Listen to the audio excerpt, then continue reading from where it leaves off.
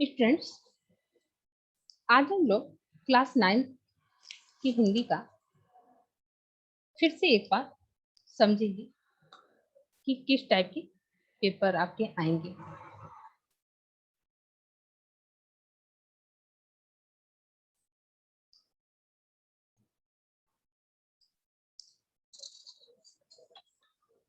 हाँ, देखिए,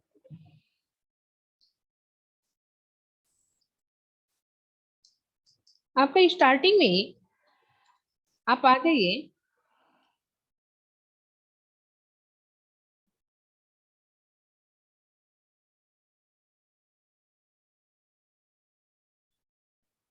एकदम स्टार्टिंग में आपका क्वेश्चन पेपर ही दिया है। पहले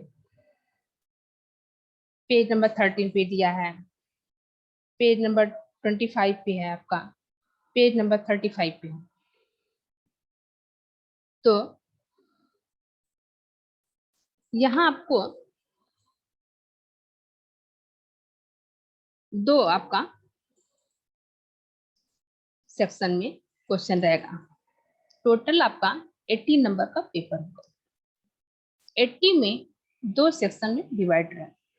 पहला आपका फर्स्ट सेक्शन जो रहेगा, ए सेक्शन जो रहेगा वो ग्रामर क्वेश्चन रहेगा। बी सेक्शन जो है आपका वो आपका क्वेश्चन आंसर, अर्थात जो आपका हिंदी आप वो पढ़ते हैं वो साहित्य सागर, उससे रिलेटेड क्वेश्चन रहेंगे, जिसमें गद्य और पद दोनों के क्वेश्चन रहेंगे। तो जो आपका फर्स्ट सेक्शन बनेगा, ए सेक्शन बनेगा, उसमें पहला जो क्वेश्चन रहेगा वो रहेगा आपका निबंध का। निबंध में आपका 15 नंबर अर्थात 15 नंबर का निबंध आएगा। उसमें आपका 5 निबंध रहेगा। 5 में से ओनली 1 निबंध आपको लिखना रहेगा, जिसमें आप ये क्वेश्चन पेपर पैटर्न से समझ लेंगे कि पहला जो क्वेश्चन आपका, जैसे मान लीजिए कोई भी निबंध, जरूरी नहीं है एकदम छोटा सा आपको समाचार पत्र दे दिया, आपका प्रिय पुस्तक दे दिया, क्रिकेट दे दिया, ऐसे नहीं रहेगा, बल्कि एक सेंटेंस, एक वाक्य की तरह से आपका छोटा हो या बड़ा हो उस तरह से करके निबंध रहेगा। जैसे आपका यहाँ पे पहला दिया है, अपने स्कूल की तरफ से किए गए ट्रैकिंग यात्रा का वर्णन कीजिए। ये तो बहुत छोटा सा है। वहीं देखिए, उसमें क्वेश्चन थर्ड दिया है, रेलवे स्टेशन पर बिताई गई एक रात बताएं कि उस समय आप कहाँ जा रहे थे, आपके साथ कौन कौन थे और आपका समय किस प्रकार व्यतीत हुआ। तो निबंध है किस पर? आपका निबंध है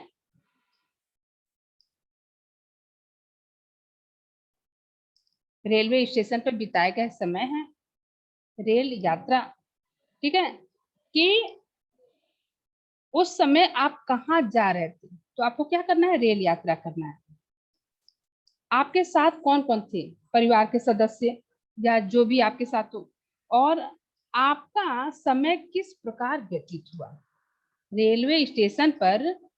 तो रेलवे स्टेशन का वर्णन करना है, अपने समय का वर्णन करना है, ठीक है, आपके साथ कौन कौन है, किस तरह से आपने समय व्यतीत किया, उसी का वर्णन करना है। तो अब आप रेलवे स्टेशन पे जो आप प्लेटफॉर्म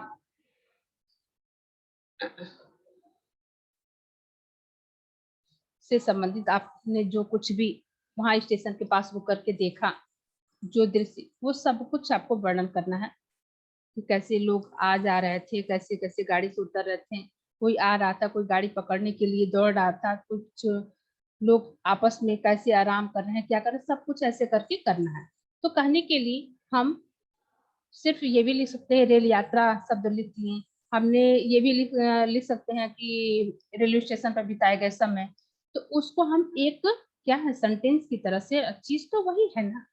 तो ऐसे करके आपका 3 क्वेश्चन रहेगा कि कोई भी निबंध रहेगा उसको एक सेंटेंस के रूप में लिख के पूछा जाएगा। 2 निबंध आपका रहेगा, जिसमें एक रहेगा कि उसमें मुहावरा या लोकोक्ति रहेगा, और उसको आधार मान करके आपको एक मौलिक कहानी लिखना है।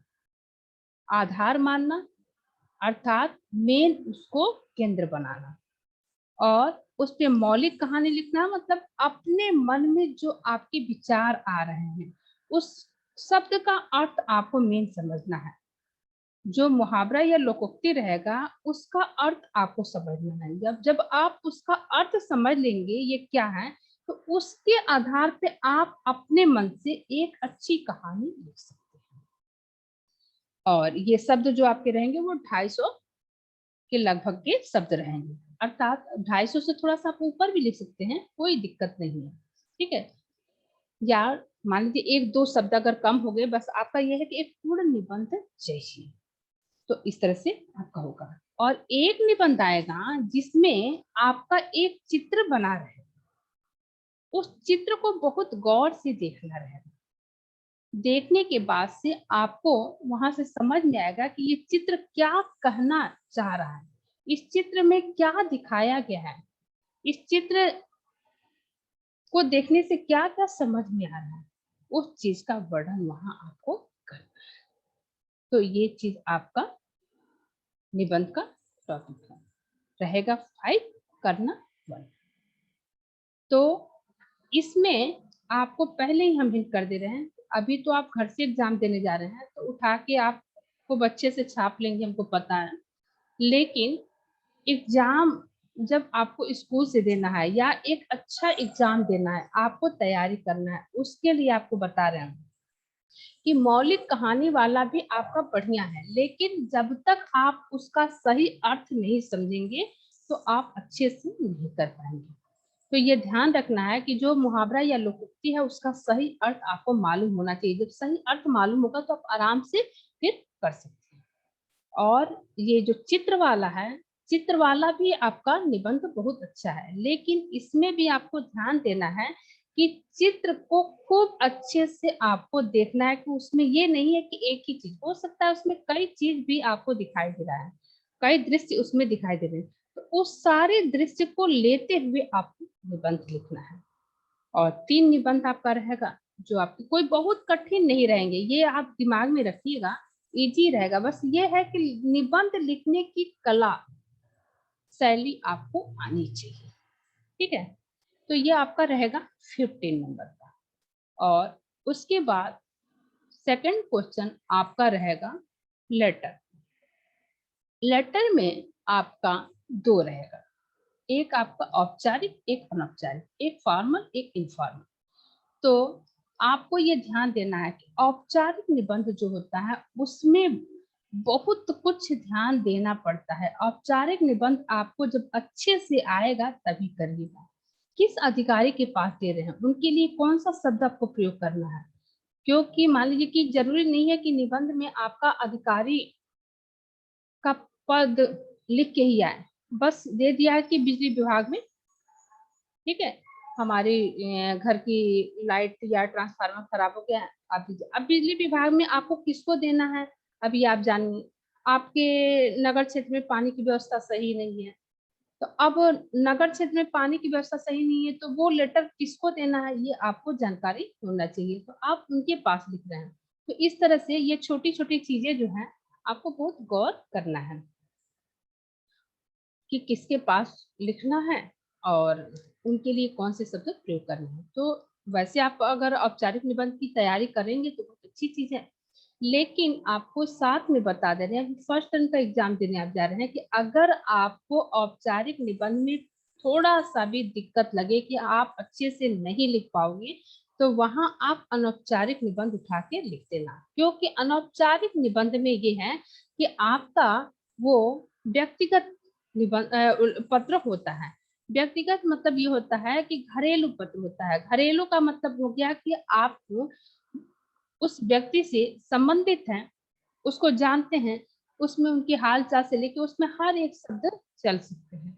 तो इस तरह से आप उसके द्वारा भी अपना काम कर सकते हैं। तो ये आपको बहुत अच्छे से ध्यान देना है कि अगर आपको औपचारिक निबंध पत्र अच्छे से आएगा तो आप उसको करिएगा, नहीं आएगा तो फिर आप अभी आपको पत्र के लिए क्या शब्द प्रयोग होता है आपके बुक में वैसे दिया है, देखेंगे तो नहीं हो तो आपको बता देंगे। अभी ये बताने के बाद से टाइम मिलता है तो बता देते हैं, और नहीं तो फिर नेक्स्ट वाले में बता देंगे कि पत्र में आपको क्या क्या कैसे लिखना है। क्योंकि आपका क्लास 8 में भी हम वीडियो बना के दिए थे, नहीं हुआ तो वही आपको दे देंगे कि वहां पे हमने आपको अच्छा यहाँ पे जो है आपका थोड़े में ही यहाँ पे कवर करने में फिर मिटाना करना वो दिक्कत आपका, तो वो जब आपको दे देंगे वहां से आपको पूरा समझ में आ जाएगा। आप वहां से स्क्रीनशॉट भी ले लेंगे तो आपको समझ में आ जाएगा। देखते हैं, नहीं वो तो आज ही दे देंगे आपको। और तीसरा क्वेश्चन जो आपका रहेगा वो बहुत इजी क्वेश्चन है, लेकिन पढ़ने वाले बच्चों के लिए इजी क्वेश्चन, नहीं पढ़ने वाले बच्चों के लिए हम लोग 8th क्लास में भी देखे हैं आप लोग करते क्या हैं।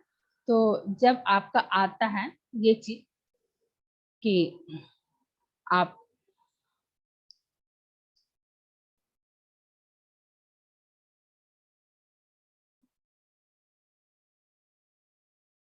वो करिए हाँ, पैराग्राफ, पैराग्राफ से संबंधित आपका क्वेश्चन रहता है। फिर जो पैराग्राफ रहेगा उसी से रिलेटेड क्वेश्चन रहेगा। तो उसमें बच्चे क्या कर जाते हैं कि पहले क्वेश्चन का आंसर पहला लाइन उतार के रख देते हैं, दूसरे क्वेश्चन का बीच से उतार देते हैं, लास्ट क्वेश्चन अगर है तो नीचे का लिखते हैं। वो ये नहीं जानने की कोशिश करते हैं कि क्या पूछ रहा है। जरूरी नहीं है कि एकदम आपके पैराग्राफ में से उसका सही सही आंसर मिल जाए, बल्कि उस पैराग्राफ को पढ़ के समझ करके और उससे रिलेटेड जो क्वेश्चन है फिर उससे आपको समझना है कि इसके आधार पे क्या आंसर होना चाहिए, वो आपको वहां करना रहता है। तो वो काम आप करेंगे। और उसके बाद से तो उसके लिए आपको ये है कि आपके अपने शब्दों में अपनी भाषा में उसका आंसर होना चाहिए। कुछ क्वेश्चन तो ऐसा रहेगा जिसका आंसर आपको सीधे सीधे वहां से मिल जाएगा, लेकिन एक दो क्वेश्चन ऐसे भी रहते हैं जो आपको वहां से भाव समझ करके और उसके बाद अपने हिसाब से करना है। तो ये आपका रह जाएगा 10 नंबर का। 15 नंबर का आपका ऐसे हो गया, 7 नंबर का आपका लेटर हो गया, 17 हो गया, और 10 नंबर का आपका पैराग्राफ हो गया, तो 27 हो गया। और नहीं 15 था ना, सॉरी 15 वो हुआ और 7 ये हुआ, तो 22 हो गया, और 10 ये हो गया, 32 हो गया, और 8 नंबर आपका जो बचा, तो 8 नंबर का व्याकरण जो कल आपको हम बता रहे थे, जिसमें हमने आपको हिंट भी कर दिया था कि आप क्या क्या तैयार करेंगे। उसमें हमने आपको बोला था भाववाचक संज्ञा को देख लीजिएगा, उसके बाद से फिर आपको बोले थे विपरीतार्थक देख लीजिएगा, वाक्यांश के लिए एक शब्द देख लीजिएगा, और विशेषण बनाना देख लीजिएगा, और मुहावरा या लोकोक्ति से वाक्य प्रयोग करना देख लीजिएगा, वाक्य रूपांतर देख लीजिएगा, ठीक है, और परिवारवाची शब्द, इस तरह की चीजें आपको उसमें देख लीजिएगा, जिसकी अच्छे से तैयारी कर लीजिएगा कि उसी के अंदर से आपके 8 नंबर के क्वेश्चन आएंगे। कल थोड़ा सा क्वेश्चन आपको बताए भी थी। उसके बाद आपको क्या करना है, तो ये आपका एक फर्स्ट सेक्शन यानी ए सेक्शन कंप्लीट हो। बी सेक्शन के लिए आपको हिंदी साहित्य सागर जो बुक है उसमें आपका गद्य और पद का जो पोर्शन है उसमें से आपको, हम आपको पहले भी हिंट किए हैं अभी फिर बता देंगे क्वेश्चन, तो वो क्वेश्चन आपको वहां से देखना है। जो आप चैप्टर पढ़े हैं, यानी दो आपका कहानी का चैप्टर है, दो चैप्टर आपका कहानी का है और दो चैप्टर आपका पद का है, उसको जरा अच्छे से एक बार और पढ़िएगा। कहानी को खूब मन से दो बार दोनों कहानी को पढ़िएगा, और पद वाला पोर्शन भी आपको अच्छे से बता ही दिए, फिर वीडियो भी आप देख लीजिएगा, उसके बाद से फिर उसका क्वेश्चन उठाइएगा। वो छोटा छोटा क्वेश्चन रहेगा, उस छोटे क्वेश्चन में से आपका 4 क्वेश्चन बनेगा। उस 4 क्वेश्चन का आंसर आपको अपने हिसाब से करना है। अगर आपको अच्छे से कहानी आएगा, अगर आप अच्छे से पद को पढ़े हैं, तो आपको क्वेश्चन आंसर करने में कहीं कोई दिक्कत नहीं होगी। जो प्रॉब्लम आता है वो आपका ग्रामर पोर्शन में ही आता है, या जो बच्चे लेटर ऐसे को कुछ समझते ही नहीं है, उनके लिए तो हर एक चीज समस्या बन जाता है। नहीं तो हिंदी में आपको कहीं प्रॉब्लम नहीं आएगा, जो थोड़ा सा भी आएगा वो सब सिर्फ ग्रामर में आएगा, क्योंकि ग्रामर का एकदम फिक्स आपका नहीं है कि जैसे आप एल तक पढ़ते आए हो कि बस इतना लेट वो अपोजिट याद कर लिए, इतना पैराग्राफ इतना ये कर लिए, नहीं, इसमें आपको पूरा ग्रामर देखना है। हाँ, इसमें जो क्वेश्चन आएगा वो रहेगा 6 क्वेश्चन।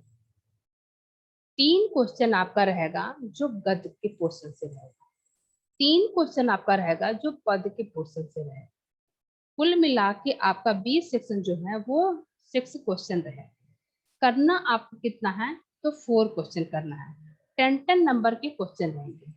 पहला और दूसरा क्वेश्चन सारे का, पहला दूसरा 2-2 नंबर का, तीसरा चौथा 3-3 नंबर का, ये ध्यान आपको रखना है कि 10 नंबर का रहेगा, 4 क्वेश्चन रहेगा, तो 2.5 नंबर का नहीं रहेगा, जबकि पहला और दूसरा आपका 2-2 नंबर का, और थर्ड और फोर्थ जो है आपका वो 3-3 नंबर का क्वेश्चन बनेगा। ये आपको ध्यान रखना है। और कुल आपको 4 करना है। 4 में से आपका जब दोनों में से 3-3 पूछा गया है, तो आप जब उसका आंसर करेंगे तो वहां पे या तो आप 2 गद्य का करेंगे, 2 पद का करेंगे, या आप 2 पद का करेंगे, 2 गद्य का करेंगे, या आप 3 गद्य का करेंगे, 1 पद का करेंगे, या 3 पद का करेंगे, 1 गद्य का करेंगे। कहने का मतलब ये है कि कहीं से भी आपको सिर्फ 4 क्वेश्चन ही लेना है, 4 से ज्यादा आपको नहीं लेना है। ठीक, अगर आप अधिक क्वेश्चन करते हैं तो उसके लिए भी आप सुन लीजिए। जैसे अगर ऊपर वाला क्वेश्चन आपका गलत आंसर गया, नीचे फिर आपने जो क्वेश्चन का आंसर दिया वो आपका सही है पूरा पूरा, तो कॉपी जब भी चेक होता है, तो ये कॉपी आपकी बोर्ड लेवल की तरह से चेक होगा। तो जब भी कॉपी चेक होती है, ये रूल होता है एग्जाम की कॉपी का कि जो शुरू में मिलता है हम उसको ही सबसे पहले चेक करते हैं, उसे ही हम सही मानते हैं। यानी कि अगर आप 6 की जगह पे 4 की जगह पे आप 6 क्वेश्चन कर देते हैं, तो नीचे के 2 क्वेश्चन जो है आपका, उसको उसका नंबर जो है वो काउंट नहीं किया जाएगा। जबकि आपने ऊपर वाले क्वेश्चन में मात्र 4 नंबर ही पाया है और नीचे वाले में आपको 8 नंबर 9 नंबर मिल गया है, तो अब आप कहेंगे कि इसको छोड़ के आप इसको लीजिए, तो हम अभी आपको बता दे रहे कि नहीं, जो स्टार्टिंग का हमको 4 मिलेगा हम उसी 4 को मानेंगे, यही होता है नियम आपका, और उस नियम के अकॉर्डिंग हम भी चलेंगे। उसके बाद का जो आपका है वो आपका एक्स्ट्रा में चला जाएगा, वहां पे सीधे एक्स्ट्रा लिख दिया जाएगा कि आप एक्स्ट्रा क्वेश्चन किए हैं, तो वहां पे आपका उसमें गणना नहीं होगा, छोड़ा जाएगा तो एक्स्ट्रा वाले यानी कि बाद वाले कुछ छोड़ा जाएगा। तो यही आपका क्वेश्चन पेपर आने का पैटर्न रहा है। हाँ, फिर आपको हम ये बता रहे हैं, एक बार फिर से आप समझ लीजिए क्वेश्चन किस तरह के आपके आएंगे, वहां आप समझ गए व्याकरण पोर्शन, इसको समझ लीजिए। जैसे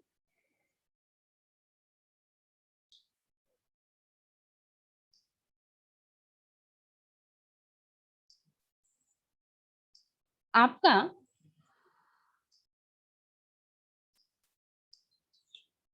बात अठन्नी की सुदर्शन जी द्वारा आपका लिखित कहानी है, ये आप जान रहे हैं, तो लेखक का भी नाम आपको याद होना चाहिए। बात अठन्नी की कहानी आपको पता है, इसमें से मान लीजिए कि एक क्वेश्चन आ गया, क्या दोनों घंटों साथ बैठते बातें करते, क्या क्वेश्चन आया है, दोनों घंटों साथ बैठते बातें करते। क्या क्वेश्चन है? दोनों घंटों साथ बैठते बातें करते, बस इतना ही क्वेश्चन है। अब इस क्वेश्चन के अंदर से क्वेश्चन आएगा। क्या? पहला क्वेश्चन, दोनों शब्द से किस किस की ओर संकेत है। अब जो कहानी पढ़ाई नहीं है वो क्या जाने कि दोनों शब्द क्या है, किसके लिए प्रयोग किया गया है, उसके तो पल्ले पढ़ना नहीं है। लेकिन जो कहानी पढ़ा है वो तो समझ जाएगा। कि इसी से हमने पहले ही बोला आपको कि कहानी को और पद को अच्छे से पढ़ना है, उसके अनुवाद अर्थ को समझना है। अब जब आप पढ़े हैं ये चैप्टर तो आप फौरन समझ जाएंगे कि दोनों घंटों साथ बैठते बातें करते। कौन दोनों थे जो साथ बैठते थे और घंटों घंटों बात करते थे? तो बात अठन्नी में ये संकेत किसके तरफ जा रहा है? रसीला और रमजान की तरफ जा रहा है। ये दोनों कौन थे? तो रसीला जो था बाबू जगत सिंह के वहां काम करने वाला नौकर था। रमजान कौन था? तो शेख सलीमुद्दीन जिला मजिस्ट्रेट के वहां चौकीदारी का काम करता था। ये दोनों क्या थे? तो पड़ोस में रहते थे। ये दोनों क्या थे? तो आपस में इनकी अच्छी मित्रता थी।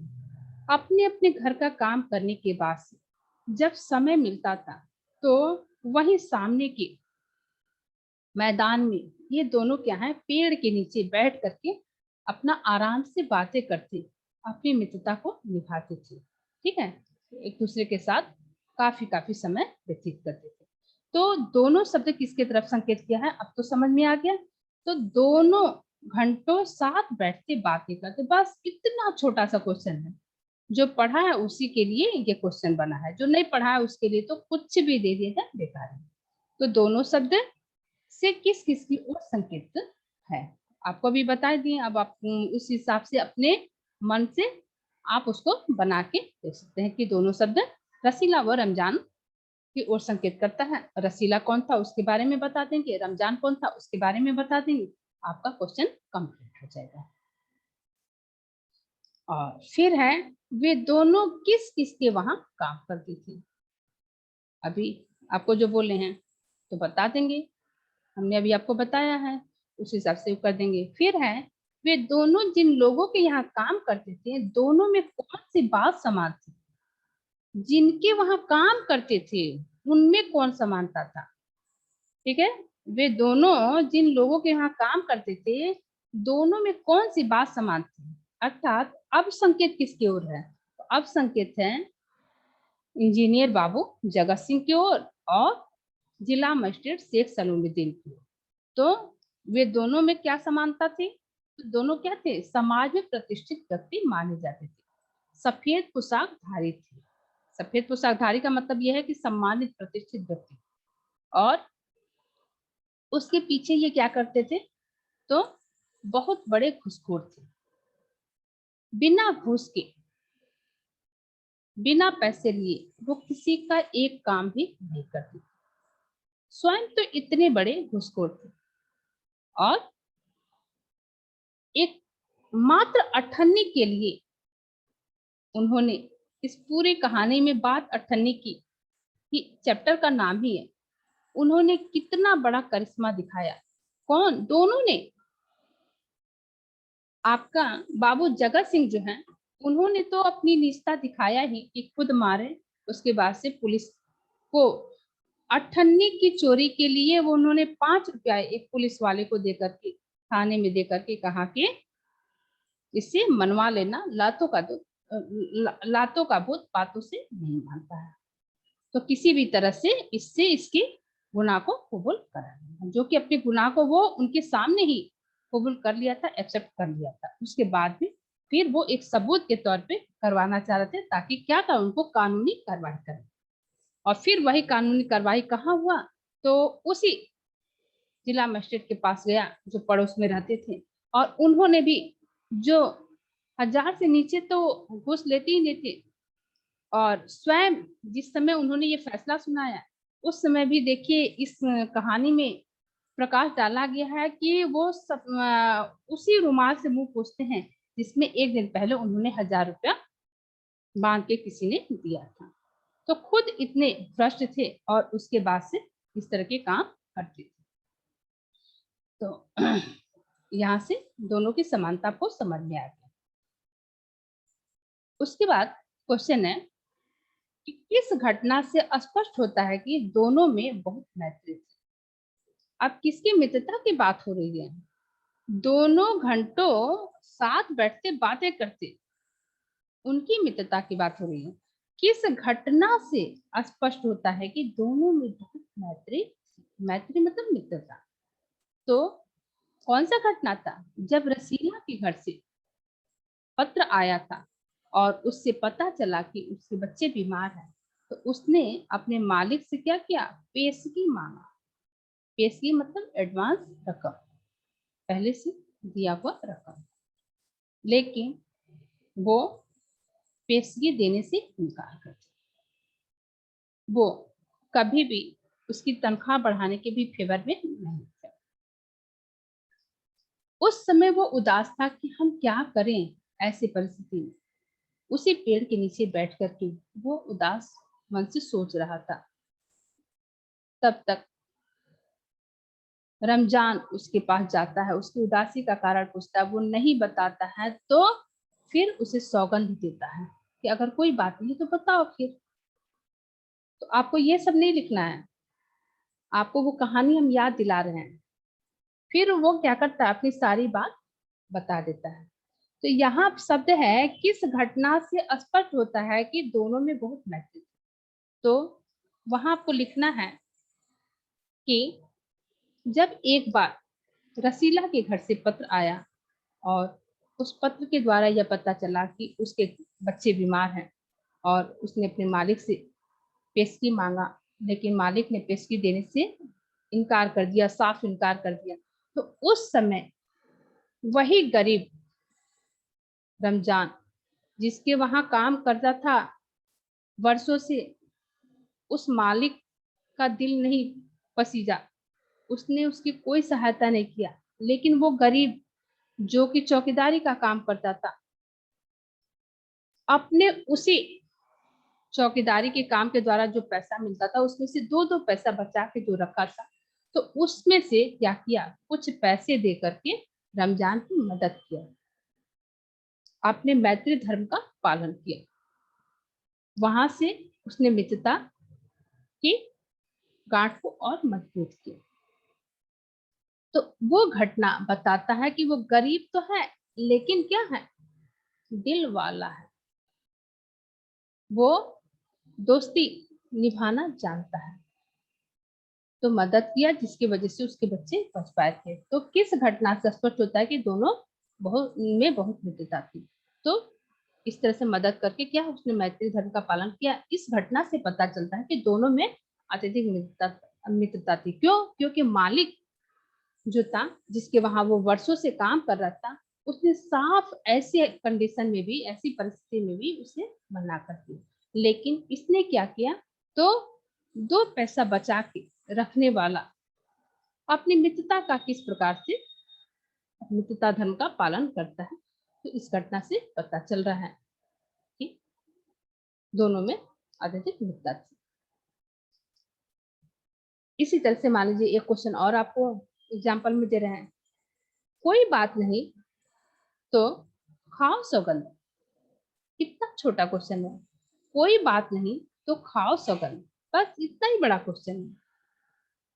अब उस क्वेश्चन के अंदर से क्वेश्चन पूछा जाएगा, जिसको आएगा वही कर पाएगा। और आएगा किसको? तो जो कहानी को पढ़ा है, समझा है, वही इसको आराम से कर पाएगा। कुछ भी नहीं है। लेकिन जो अगर इस कहानी को नहीं पढ़ा है उसके लिए तो बेहद है, बहुत नॉलेज वाला है।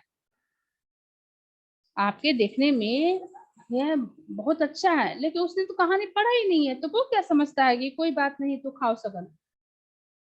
कौन कर रहा है, किससे कर रहा है, किस बात पे कहा गया है, वो क्या जानता है। जो कहानी को पढ़ा है वही कर सकता है।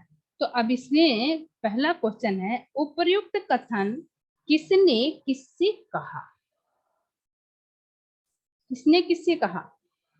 तो उपर्युक्त कथन रमजान ने रसीला से कहा।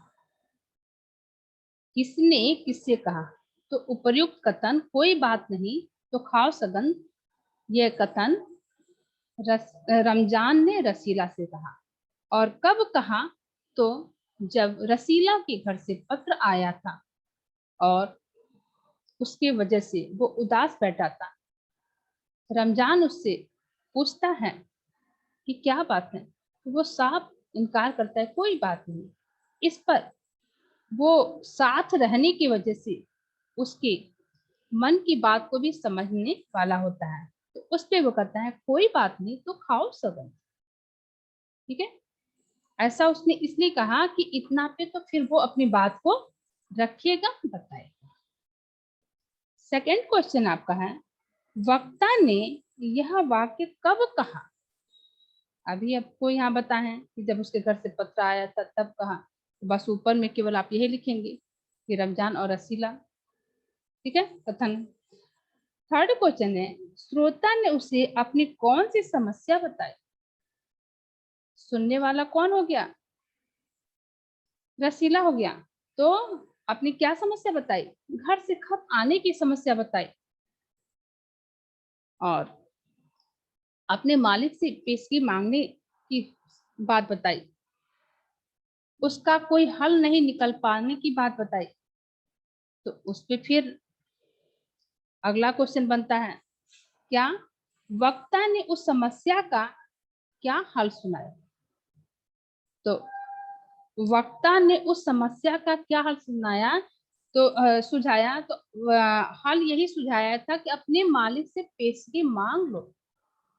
यही हल पहले उसने सुझाया, अपने मालिक से पेशगी क्यों नहीं मांग लेते हो। तब वो बताता है कि मांगा था, लेकिन उन्होंने क्या किया, साफ इनकार कर दिया पेशगी देने से।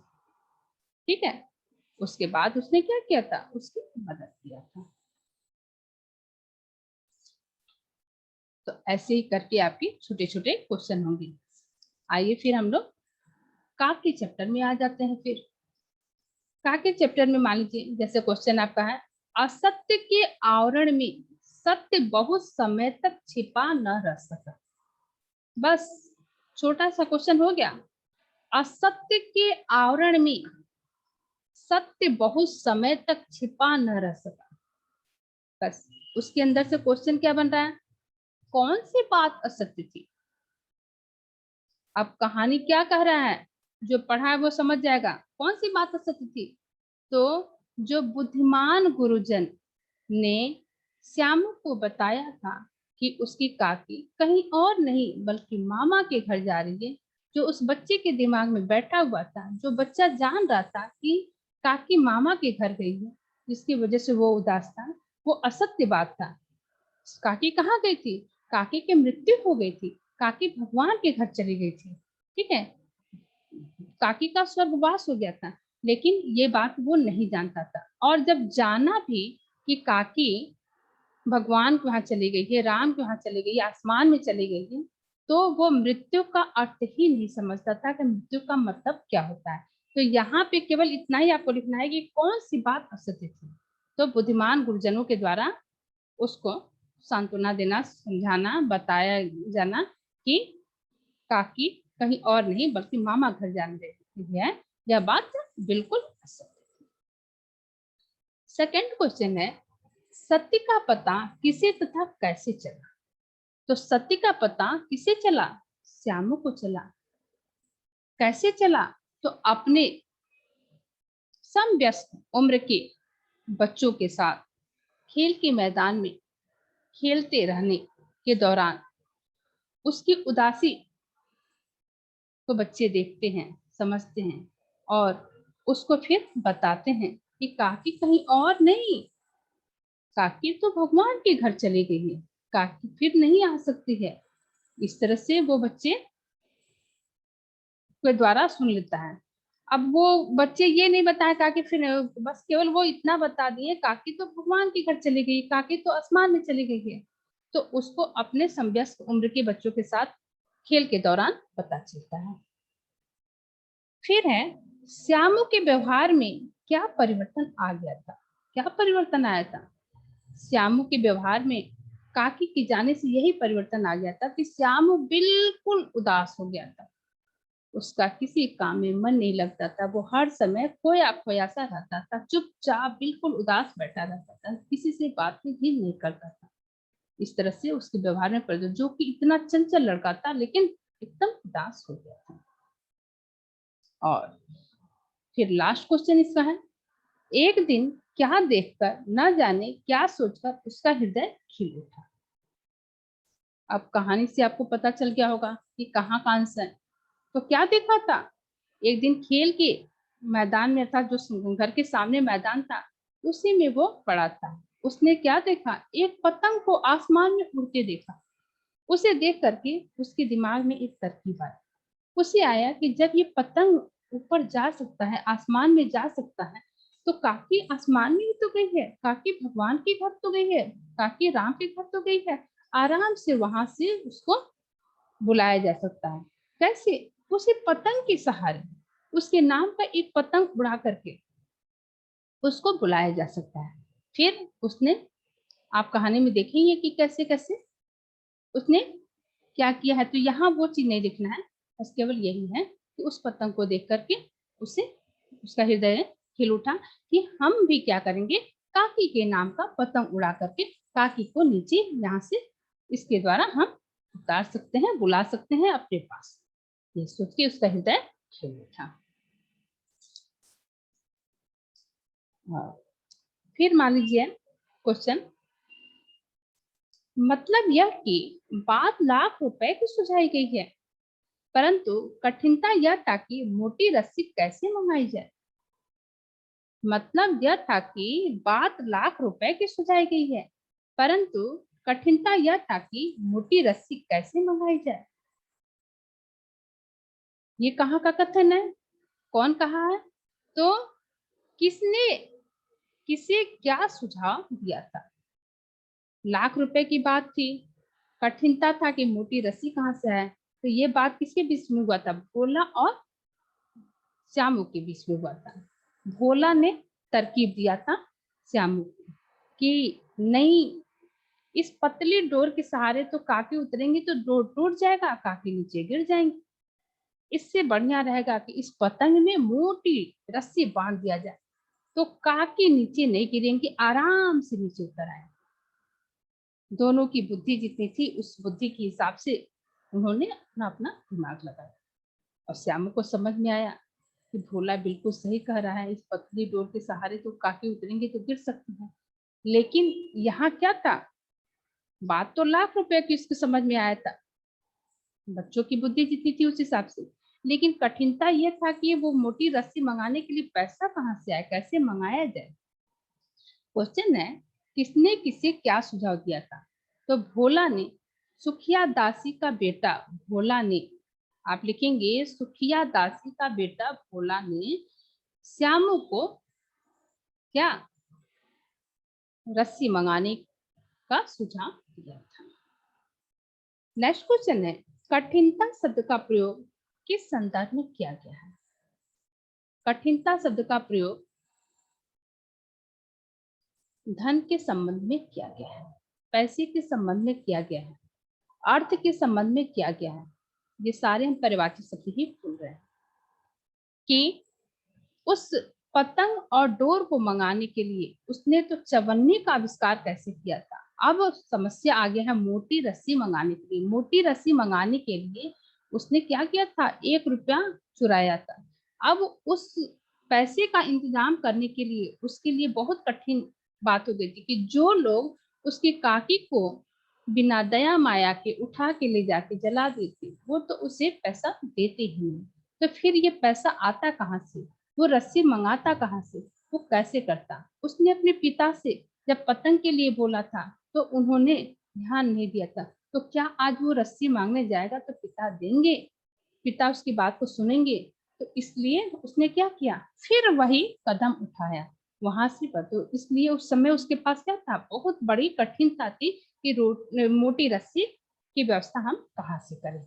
तो कठिनता शब्द का प्रयोग किस संदर्भ में किया गया है, तो धन के संबंध में किया गया है, पैसे के संबंध में किया गया है कि उसके सामने, श्याम के सामने यह समस्या आ गया था कि रस्सी मंगाने के लिए हम पैसे की व्यवस्था कहाँ से करें।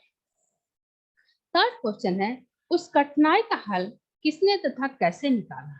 उस कठिनाई का हल श्यामू ने ही निकाला। कैसे निकाला, तो पुनः जैसे वो पतंग और डोर के लिए अपने पिता विश्वेश्वर के कोट के जेब से पैसा निकाला था, ठीक उसी प्रकार दोबारा भी वही काम उसने किया कि स्टूल लगा करके और उनके जेब से उसने उस समय 1 रुपया का आविष्कार किया, अर्थात 1 रुपया निकाला था। ठीक है, नेक्स्ट क्वेश्चन है कि जवाहर भैया से क्या मदद ली गई और क्यों। तो ये बच्चे अभी छोटे थे, अभी पढ़े लिखे नहीं थे, अभी वो नाम लिखना नहीं जानते थे, तो उन लोगों को फिर ये लगा कि ऐसे पतंग उड़ेगा तो काकी क्या समझेंगे, ये कौन पतंग भेजा है, किसके लिए भेजा गया है, क्यों भेजा गया है।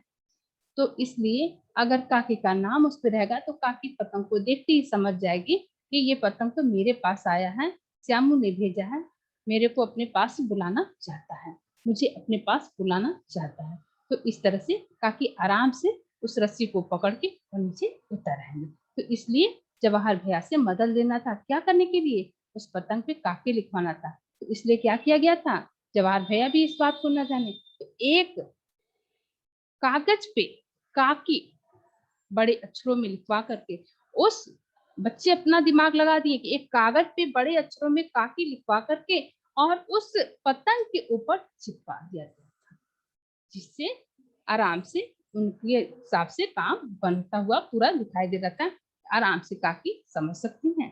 और क्यों लिया गया था, क्योंकि ये बच्चे क्या थे, अभी लिखना पढ़ना नहीं जानते थे। तो इस तरह से काम किया गया था। किसी को कोई डाउट हो तो बोलिए, वरना टाइम आपको अब ओवर हो गया है।